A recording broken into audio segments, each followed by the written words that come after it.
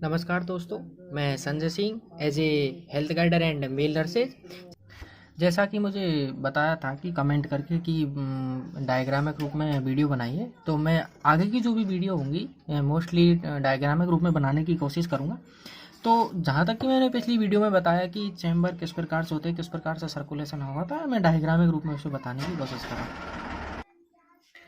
तो मैं आपको डायग्राम बना करके बताऊँगा। और ये हार्ट की जो बेसिक डायग्राम है,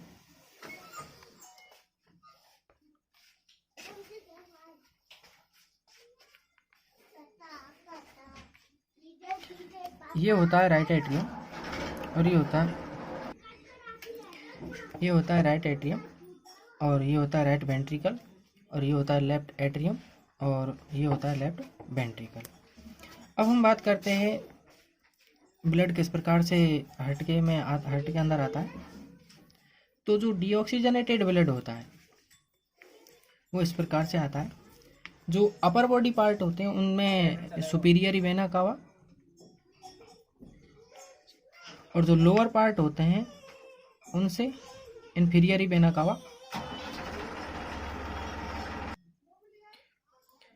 डीऑक्सीजनेटेड इन्फीरियर वेना कावा के द्वारा जो लोअर पार्ट होते हैं उनसे आ जाता है और आने के बाद में राइट एट्रियम में आ जाता है। अब राइट एट्रियम में ब्लड आने के बाद में राइट एट्रियम में प्रेशर बढ़ जाता है और प्रेशर बढ़ने के कारण जो राइट एट्रियम और राइट वेंट्रिकल के बीच में जो बाल होता है, ट्राइकस्पिड जो बाल होता है, वो ओपन हो जाता है और ओपन होने के बाद में जो ब्लड होता है राइट वेंट्रिकल में आता है और राइट वेंट्रिकल में आने के बाद में जैसे ही राइट वेंट्रिकल में ब्लड आता है तो इसका राइट वेंट्रिकल का प्रेशर बढ़ जाता है, जिसके कारण जो पल्मोनली बाल होता है, जो राइट वेंट्रिकल और पल्मोनली जो आर्टरी होती है, वो लंग्स के लिए जो डीऑक्सीजनेटेड ब्लड को ले जाने का कार्य करती है। जो इसके बीच में जो बाल प्रेजेंट होता है, पल्मोनली बाल, वो ओपन हो जाता है।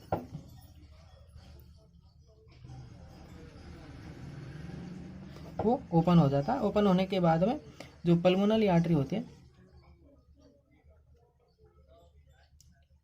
पल्मोनरी आर्टरी के माध्यम से जो डीऑक्सीजनेटेड ब्लड है, वो मैं ऊपर डायग्रामिक में जगह नहीं है तो मैं नीचे बना देता हूँ। ये ब्लड है जो पल्मोनरी आर्टरी के माध्यम से लंग्स में आता है और लंग्स में आने के बाद में यहाँ पर क्या होता है, O2 एक्सचेंज हो जाती है, गैसों का आदान प्रदान हो जाता है। जो डीऑक्सीजनेटेड ब्लड में कार्बन डाइऑक्साइड थी वो लंग्स में आकर के एक्सचेंज होने के कारण O2 की कंसंट्रेशन बढ़ जाती है और फिर जो वो ब्लड होता है वो उसके बाद में लेफ्ट एट्रियम में ऑक्सीजनेटेड ब्लड आता है और लेफ्ट एट्रियम में जब ऑक्सीजनेटेड ब्लड आता है तो लेफ्ट एट्रियम का प्रेशर बढ़ जाता है, जिसके कारण जो लेफ्ट एट्रियम और लेफ्ट वेंट्रिकल के बीच में जो बाल प्रेजेंट होता है, जिसे बाइकस्पिड या फिर मेंट्रल बाल्व कहते हैं, आरोटा के माध्यम से जो शुद्ध ब्लड है वो टोटल बॉडी के लिए डिस्ट्रीब्यूट हो जाता है। और इस प्रकार से हम बात करते हैं तो कि इस प्रकार से आरोटा की संरचना होती है, असेंडिंग आरोटा और डिसेंडिंग आरोटा और आर्च ऑफ आरोटा। जो कि हार्ट खुद के लिए जो कि ब्लड सप्लाई होता है वो आरोटा की जो असेंडिंग आरोटा होता है उसकी फर्स्ट ब्रांच से जो कोरोनरी आर्टरी निकलती है। कोरोनरी आर्टरी के आगे जाकर के दो विभागों में विभाजित होता है, लेफ्ट कोरोनरी आर्टरी और राइट कोरोनरी आर्टरी, और इससे हार्ट के लिए ब्लड सप्लाई हो जाता है। अब हम बात करते हैं राइट एट्रियम की। राइट एट्रियम जो कि अपर चैम्बर पार्ट होता है, जिसमें क्या कि entry point of the deoxygenated blood, इसकी जो थिकनेस होती है वो 2 से 3, इसकी जो थिकनेस होती है 2 से 3 mm होती है। यह सबसे थिनेस्ट चैम्बर होता है और जैसा कि मैंने आपको बताया था कि किस प्रकार से इसमें ब्लड आता है, किस प्रकार से नहीं आता है। अब हम बात करते हैं सेप्टम्स जो प्रेजेंट होते हैं राइट एट्रियम और लेफ्ट एट्रियम के बीच में, जो कि एट्रियम के बीच में सेप्टम प्रेजेंट होते हैं और राइट वेंट्रिकल और लेफ्ट वेंट्रिकल के बीच में सेप्टम प्रेजेंट होते हैं। यदि किसी कारणवश यदि मैं पीडियाट्रिक्स की बात करता हूँ, बच्चों की बात करता हूँ, तो बच्चों में जो होता है जो कि सेप्टम प्रेजेंट होते हैं, जो फोरामन नावल होता है जब बच्चा गर्भ के अंदर होता है, तो इसी प्रकार से इसमें जो कि वो मैं आपको अलग समझाऊंगा, वो उसकी अलग से मैं वीडियो बनाऊंगा। तो अभी देखते हैं। अब मैं बात करता हूँ वेव ऑफ कंडक्शन, किस प्रकार से हार्ट के अंदर वेव जनरेट होती है, किस प्रकार से क्या होता है, वो सारी चीज़ें मैं आपको मुझे फिर से हार्ट का जो बेसिक डायग्राम बनाना पड़ेगा, तो मैं आपको बना के बताता हूँ।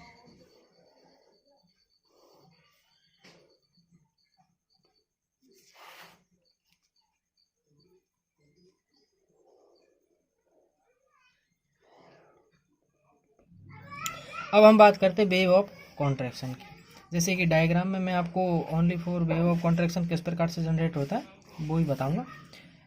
ये होगा राइट एट्रियम और ये राइट वेंट्रिकल, ये लेफ्ट एट्रियम और ये होगा लेफ्ट वेंट्रिकल। यदि मैं बात करूं तो फर्स्ट प्रायोरिटी देंगे हम जो प्राइमरी पेस मेकर होता है, जो नेचुरल पेस मेकर होता है, जिससे कि हार्ट की जो वेव होती है वो जनरेट होती है, वो राइट एट्रियम में प्रेजेंट होता है और राइट एट्रियम में प्रेजेंट होता है। और यदि मैं उसकी बेस्ट ऑफ बेस्ट लोकेशन की बात करूं तो जहां से राइट एट्रियम में वेना कावा एंटर करता है वहां से जो होता है वो ऐसे नोड जनरेट होता है।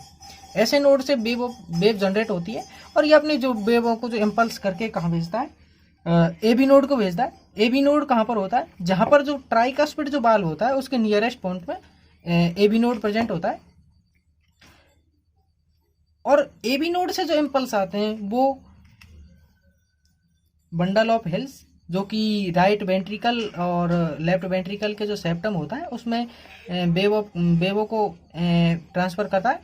और यहाँ से बंडल ऑफ हिल्स से परकेंजर फाइबर से ये जो हार्ट के जो लेफ्ट वेंट्रिकल जो राइट वेंट्रिकल और लेफ्ट वेंट्रिकल जो पार्ट होते हैं इनमें वेवो को ट्रांसफर करने का कार्य करता है। ऐसे नोड से जब वेव जनरेट होती हैं तो 60 से और 100 वेव जनरेट होती है,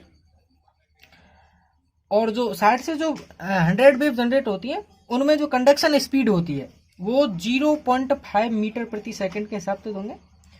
और यहाँ तक आने में वेव 60 से 100 जनरेट होती है। ए बी नोड तक पहुँचने में जो कंडक्शन रेट होती है वो 40 से 60 प्रति मिनट होती है। यहाँ 100 से 60 से 100 प्रति मिनट होती है।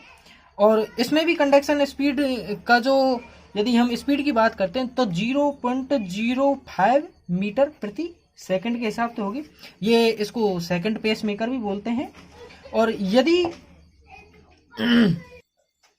अब हम बात करते हैं राइट वेंट्रिकल की। जैसे ही राइट एट्रियम से राइट वेंट्रिकल में ब्लड आता है तो राइट वेंट्रिकल जो लोअर चैम्बर होता है, जो exit point of the deoxygenated blood from the heart, और इसकी जो थिकनेस होती है वो 4.5 सेंटीमीटर होती है, 4.5 सेंटीमीटर, जिससे होकर के डीऑक्सीजनेटेड ब्लड होता है पल्मोनरी आर्टरी के द्वारा। और ये जब बंडल ऑफ हिल्स, जैसे ही wave of contraction bundle of hills में प्रेजेंट एंट्री करेंगे तो एंट्री करने के बाद में जो वेंट्रिकल होगा वो कॉन्ट्रैक्ट होगा और एंड परकेंजर फाइबर होकर के वेव जनरेट होंगे। और इस प्रकार से जो राइट एट्रियम और लेफ्ट वेंट्रिकल के जो इंटर वेंट्रिकल सेप्टम प्रेजेंट होता है, जो मैक्सिमम जो राइट वेंट्रिकल और लेफ्ट वेंट्रिकल के जो सेप्टम बीच में प्रेजेंट होता है, इसके जो मैक्सिमम चांसेज होते हैं, जब हार्ट की इंजरी की मैं बात करता हूँ तो मैक्सिमम चांस होते हैं इंजरी के। अब मैं बात करता हूँ लेफ्ट एट्रियम। जो लेफ्ट एट्रियम को जो ब्लड आता है वो पल्मोनरी वेन लाने का काम करती है, जिनकी संख्या 4 होती है, पल्मोनरी वेनों की संख्या। और जो इसके बीच में जो मध्य में मैंने बताया था कि मिंट्रल वाल्व होता है, और मिंट्रल वाल्व का और एक अदर नाम भी और है जिसको बोलते हैं बिशप्स वाल्व। और इसमें लेफ्ट वेंट्रिकल में, जैसे कि मैं आपको आगे बता ही चुका हूँ, और आरोटा के माध्यम से जो लेफ्ट वेंट्रिकल होती है उसकी जो थिकनेस होती है 10 से 15 mm होती है। और और इसी प्रकार से बाल्वों के बारे में और हार्ट के बारे में जो सारा सर्कुलेशन था मैंने अपनी वीडियो में बताया था। इसके आगे मैं अपनी वीडियो बनाऊंगा सर्कुलेशन ऑफ द ब्लड। जब तक के लिए प्लीज़ वीडियो को like share subscribe. Thank you.